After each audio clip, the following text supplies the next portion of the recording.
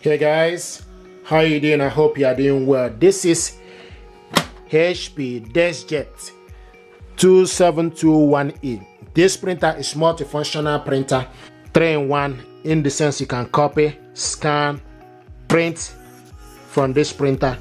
This printer is using ink cartridges 305. What I'm going to do is to show you how to remove and replace or change the ink.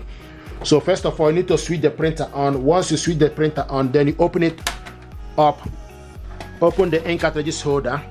This printer is using ink 305. Okay, to replace the ink, you just need to open it up and press down to remove the ink. Okay, so this is how to remove the ink. You also, if you want to replace it, okay, you just need to go in and put the black. If you go in, push it upwards. This is the 3 colors one. Go in, push it up and close it. So this is how to install the ink. Thank you very much indeed, and stay blessed.